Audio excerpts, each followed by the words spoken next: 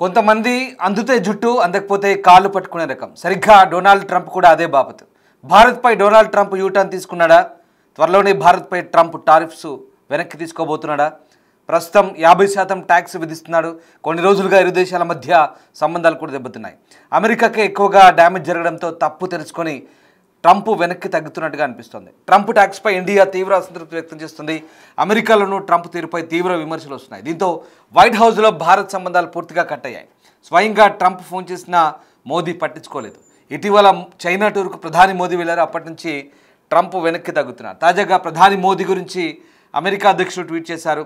మోదీ గొప్ప ప్రధానమంత్రి అంటూ, తనకు మంచి మిత్రుడంటూ సోషల్ మీడియాలో పోస్ట్ పెట్టాడు. అయితే ట్రంప్ పోస్ట్పై ప్రధాని మోదీ స్పందించారు. ట్రంప్కు విశేష్ చెప్తూ మళ్ళీ ఆయన ట్వీట్ చేశారు.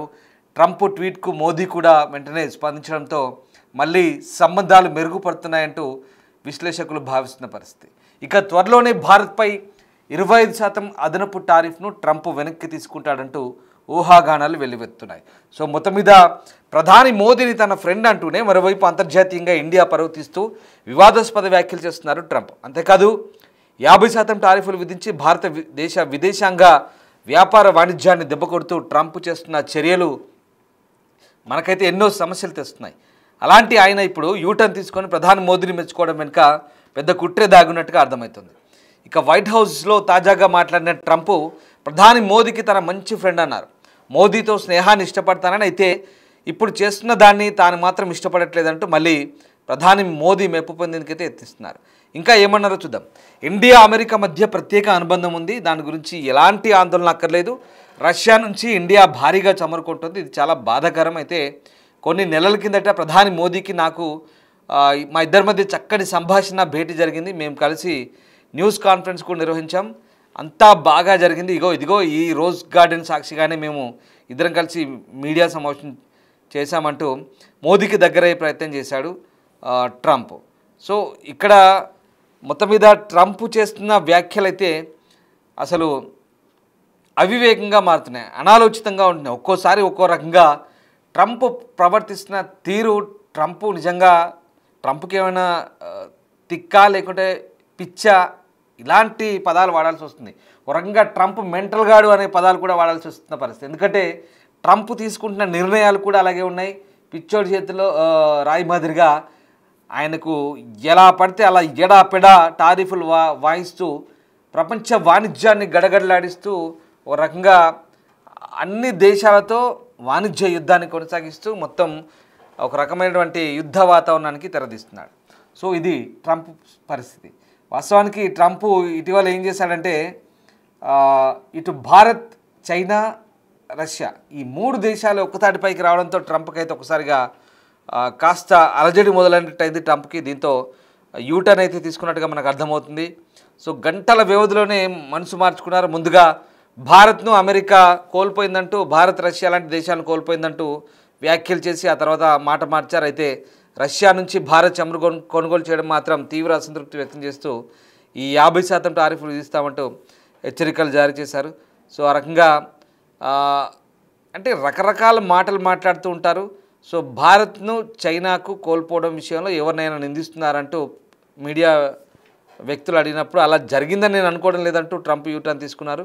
ప్రధాని మోదీతో తనకు చాలా మంచి సంబంధాలు ఉన్నాయని, రష్యా నుంచి భారత్ చమురు కొనుగోలు చేయడమే తనను ఇబ్బందులకు గురి చేస్తుందంటూ చెప్తున్న పరిస్థితి. సో ఆ రకంగా ఇప్పుడు అంటే ఇక్కడ తన సోషల్ మీడియా ట్రూత్ సోషల్లో షీ జిన్పింగ్, రష్యా అధ్యక్షుడు వ్లాదిమిర్ పుతిన్తో నరేంద్ర మోదీ ఉన్న ఆ పిక్చర్ని ట్వీట్ చేస్తూ భారత్ రష్యాలను మనం చైనా కోల్పోయినట్లు కనిపిస్తుంది. చైనా ఉచ్చులో పడి 2 దేశాలు మాకు దూరమయ్యాయంటూ ఆయన చేసిన కామెంట్. అంటే రకరకాల వ్యాఖ్యలు చేస్తుంటారు. ట్రంప్ ప్రభుత్వంలో ఇతర అధికారులు కూడా భారత్పై ఓవైపు విమర్శలు చేస్తూనే ఉన్నారు. భారత్ విధిస్తున్న అధిక సుంకాల వల్ల అమెరికా ఉద్యోగాలకు నష్టం వాటిల్లంటూ వైట్ హౌస్ సలహాదారు పీటర్ నవారో ఆరోపిస్తున్నారు. మరోవైపు అమెరికా ఐటీ కంపెనీలు తమ పనులను భారత్ కంపెనీలకు అవుట్సోర్సింగ్ చేయకుండా అడ్డుకునే విషయాన్ని కూడా ట్రంప్ సర్కారు పరిశీలిస్తుందంటూ ఆయన సహాయకురాలు లారా లూమర్ అంటున్నారు. అయితే ఆమె తన ఆరోపణలకు ఎలాంటి ఆధారాలు చూపలేదు. ఇటు వాణిజ్య కార్యదర్శి హోవార్డ్ లుత్నిక్ మాత్రం చర్చలకు సిద్ధమే కానీ కొన్ని షరతులు ఉంటాయంటూ ఆయన మాట్లాడతారు. భారత్ తమ మార్కెట్ని ఇంకా తెరవాలని అనుకోవడం లేదు. రష్యా నుంచి చమురు కొనడం ఆపాలి, బ్రిక్స్ కూటంలో భాగస్వామ్యం మానుకోవాలి, అమెరికా డాలర్కు అతిపెద్ద క్లయింట్ అయిన అమెరికన్ వినియోగదారుడికి మద్దతు ఇవ్వండి, లేదంటే 50% టారిఫ్లు ఇస్తామంటూ ఇతను మాట్లాడతాడు. So Howard లుత్నిక్. సో ఈ రకంగా అనేక రకాలుగా అవాకులు చవాకులు పేలుతున్నారు. ఈ అమెరికా పాలనా యంత్రాంగం ఎవడు ఎన్ని ఆరోపణలు చేసినా కూడా బ్రిక్స్ నుంచి భారత్ని తప్పిస్తారా? మీ తరం అవుతుందా? బ్రిక్స్ కూటమిలో భారత్ చాలా కీలకమైన దేశం. అసలు వీళ్ళకి ఎందుకంటే ఒక రకంగా కొన్ని పదాలు వాడచ్చు, కానీ వీళ్ళకి ఇది భారత్ చూస్తేనే ఇది పడుతోంది. ఎందుకంటే బ్రిక్స్ కూటమి ద్వారా అమెరికన్ డాలర్కు పోటీగా అసలు వీడి పెత్తనం ఏంటి, ఈ అగ్రరాజ్యం పెత్తనం ఏంటి, అన్ని చోట్ల వేలు పెట్టి తగుదునమ్మా అంటూ అన్ని చోట్ల నేను వచ్చి కూర్చుంటానంటూ ప్రతి దానికి వీడి పెత్తనం ఏంటంటూ నీ డాలర్తోనే కదా నీ అహంకారం, నీ బలుపు అంటూ నీ డాలర్ విలువ తగ్గించే ప్రయత్నం చేస్తామంటూ భారత్ ఎప్పుడైతే కామెంట్ చేసిందో తద్వారా అప్పటి నుంచి అమెరికాకు వణుకు పుడుతోంది. భారతదేశం అనుకున్నంత పనిచేస్తే మళ్ళీ మా పరిస్థితి తారుమారయ్యే అవకాశం ఉంది అని భావిస్తున్నారు. నిజానికి మనకంటే ఎక్కువ చైనా కొంటుంది కదా, మరి చైనా విషయంలో ఎందుకు ఈ టారిఫ్లు వేయడు? మనకంటే ఎక్కువ ఇరాన్ కూడా కొంటుందిగా మనతో సమానంగా, ఎందుకు చేయరు? పాకిస్తాన్తో ఏదో బిజినెస్ సంబంధాలు అయినాయి, కొడుకు అల్లుడు ఉన్న ఆ సంస్థతో పాకిస్తాన్ క్రిప్టో కరెన్సీతో సంబంధాలు ఉన్నాయి. ఈ విషయాలు అమెరికా వల్ల బయట పెట్టారు. ఇది వ్యక్తిగత వ్యవహారాలు. అంటే అమెరికా అధ్యక్షపీఠం పెట్టుకొని తన వ్యక్తిగత ప్రయోజనాల కోసం పాకులాడుతున్నాడు ఈ వ్యక్తి. అహంకారం, ఏకపక్ష నిర్ణయం, అహంకారపూరిత ధోరణి. అసలు ట్రంప్ తీసుకునే నిర్ణయాలు పిచ్చోడి మాదిరిగా ఉంటాయి. పూటకో మాట, గడియకో మాట. అదే అందితే జుట్టు, అందకపోతే కాళ్ళు అన్న మాదిరిగా ఉంటుంది ట్రంప్ నిర్ణయం. అసలు ఈయన బ్రిక్స్ కూటమి నుంచి మనం తప్పుకోవాలంట. ఎంత వీళ్ళ వాదనలు చూస్తుంటే ఎంత విచిత్రంగా ఉందో. మనం టారిఫ్లు తగ్గించాలంటే రష్యా నుంచి మనం చమురు కొనుగోలు ఆపాలంట వీడి కోసం. ఇదంతా కూడా అసలు ఏమనుకుంటున్నారు? భారత్ చూస్తే వణుకు నిజంగా ఇది పడుతుంది వాళ్ళకి. ఎందుకంటే భారత్ స్వతంత్రంగా ఆర్థికంగా ఎదుగుతోంది, సైనిక పరంగా ఎదుగుతోంది, సాఫ్ట్వేర్ ఇంజనీర్లను తయారు చేస్తున్నాం, డాక్టర్లను ఇస్తున్నాం, అనేక బహుళజాతి కంపెనీలు, అనేక ప్రోడక్ట్స్. ఇవన్నీ ఒక ఎత్తు అయితే అంతరిక్షంలోకి నేరుగా భారత్ ఎవరి సహాయం లేకుండా వెళ్తుంది. చంద్రమండలంలోని సౌత్ పోల్ను కూడా భారత్ తాకింది. మీకు ఈ విషయం తెలిసిందే. ఇప్పటివరకు అమెరికా కూడా సాధ్యం కాలేదు. భారత్ అనేక విధాలుగా శాస్త్ర సాంకేతిక రంగాల్లో, వ్యవసాయంలో టాప్, శాస్త్ర సాంకేతిక రంగాల్లో టాప్, అలాగే ఐటీ ఇంజనీర్లలో టాప్, వాణిజ్యంలో కూడా ఎదుగుతుంది. ప్రపంచంలో 3వ ఆర్థిక శక్తిగా ఉంది. ఎవరిపై పెద్దగా ఆధారపడదు. అవసరమైతే ఇంజనీర్లను తయారు చేస్తుంది, డాక్టర్లను తయారు చేస్తుంది, ఎక్స్పర్ట్స్ని తయారు చేస్తుంది. కరోనాకు మంది ఇచ్చింది ప్రపంచానికి. ఏం తక్కువ? ఫార్మా రంగంలో ముందుంది, ఐటీ ఎక్స్పోర్ట్స్లో ముందుంది. అమెరికాని నడిపించేది మన ఐటీ ఇంజనీర్లు. అమెరికాలో డాక్టర్లు కూడా చాలామంది మన వాళ్ళు ఉన్నారు, ప్రొఫెసర్లు ఉన్నారు, యూనివర్సిటీల్లో వ్యాపారవేత్తలు ఉన్నారు.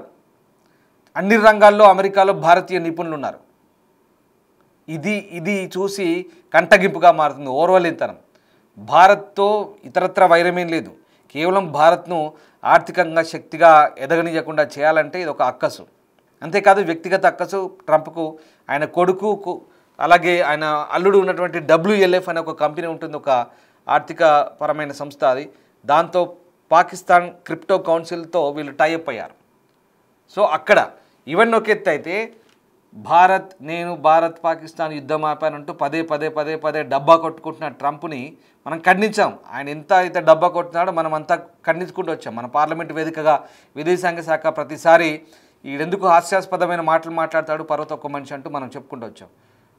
అయితే నేను ఆ యుద్ధం ఆపాను, మీరు నాకు నోబెల్ బహుమతికి నామినేట్ చేయనంటూ మనం మోదీని అడిగితే చీప్ పోరా అన్నాడు.